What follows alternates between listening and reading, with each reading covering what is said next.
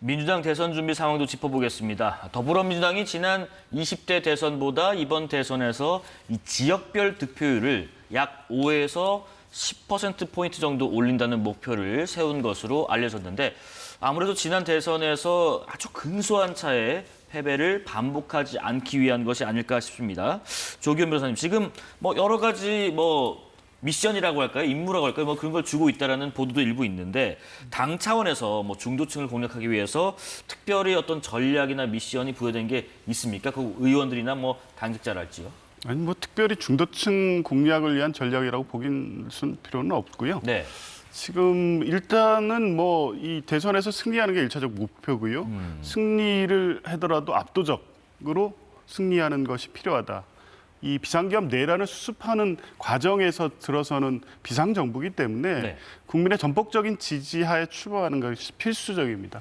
당연히 대선 승리는 압도적으로 이루어져야 되는 것인데 지금 물론 국민의힘이 자중질환에 빠진 상태여서 쉽게 가는 게 아니냐 이렇게 보는 시각이 있을 수 있지만 그렇지는 않습니다. 어찌됐든 5월 11일 이후에 이 보수 진영의 후보가 정리가 되면 다시 이제 경쟁 여론조사 격차는 줄어들 수밖에 없기 때문에 긴장하고 각 지역 위원회 또 당원들이 일선에서 모두 열심히 뛰어야 된다. 네. 목표는 승리고 압도적 승리가 필요하기 때문에 이런 것을 이제 각 지역에 주문을 하고 있는 것이고요.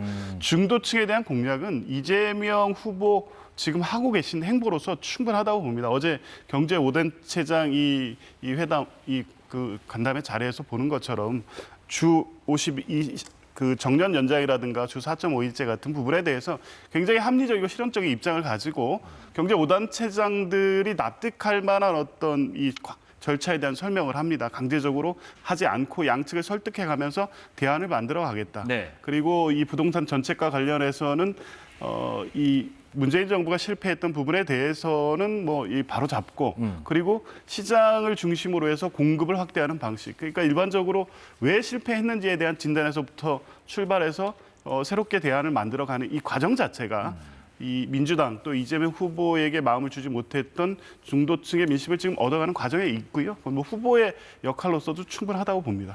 자, 이런 가운데 민주당이 단독 처리한 형사소송법 개정안이 논란입니다.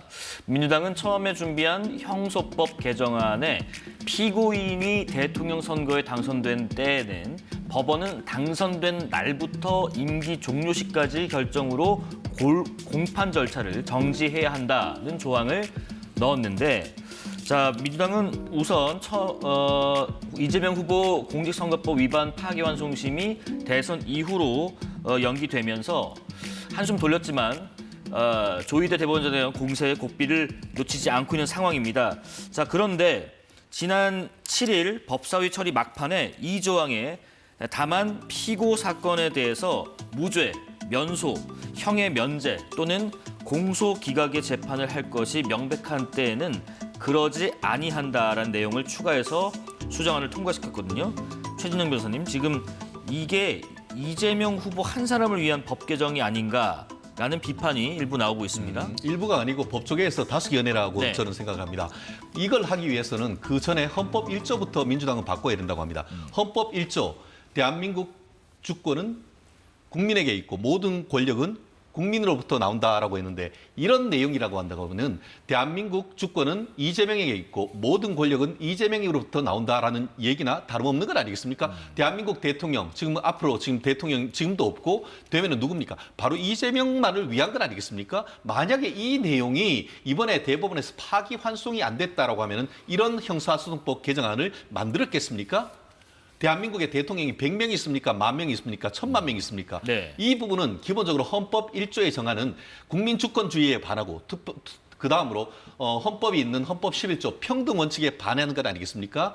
대한민국 헌법 위에 헌법 앞에 모든 국민은 평등합니다. 그런데 유일하게 평등하지 않고 특권을 가진 사람이 이재명 후보라는 것을 확인한 것 아니겠습니까? 예. 거기다가 처음에는 지금 말씀하신 것처럼 대통령이 당선되면은 바로 어떻게 보면은 재판을 정지하도록 돼 있는데 이걸 봤더니만 이것만 바꾸는 것이 아니고 공직선거법상의 허위사실 공표와 관련해서 행위 부분을 딱 떼가지고 그냥 형을 폐지해버리는 그러면은 기소된 이후에 법이 폐지되면은 우리가 판결에 면소 판결을 하는 겁니다. 그래서 무면공이라고 하는데 무죄나 면소나 공소기각 판결을 할 경우에는 재판 진행할 수 있다. 이거는 초등학생이 봐도 한 사람을 알겠습니다. 위한 것이 네. 아니냐는 그 어떤 해석은 너무나 당연한 것 아니겠습니까? 어떻게 이런 얘기를 할 수 있는지 저는 법조인으로서 정말 참담할 따름입니다. 사실. 반론 듣고 마무리하겠습니다.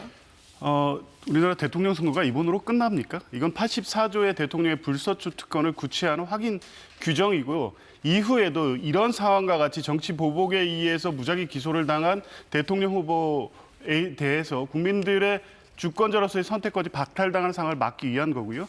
형사소송법 36조는 그 자체가 공판 절차의 정지 규정입니다. 그래서 이 의사결정에 문제가 생기거나 질병이 있거나 이런 경우에 306조 사항에서 중지할 수 있게 돼 있고요. 그다음에 사항에서 무죄 면소 공소 기각은 그 판단을 확실하게 할 경우에는 할 수 있다고 돼 있습니다. 그 조항을 확인하면서 그냥 집어넣는 겁니다. 그러니까 없는 조항을 만드는 게 아니에요. 공판 절차를 정지할 수 있는 306조 조항에 헌법 84조의 취지를 명확하게 하기 위해서 확인하는 입법이고 이후에도 이런 식의 혼란을 막기 위한 불가피한 입법이다. 이런 네. 말씀드립니다.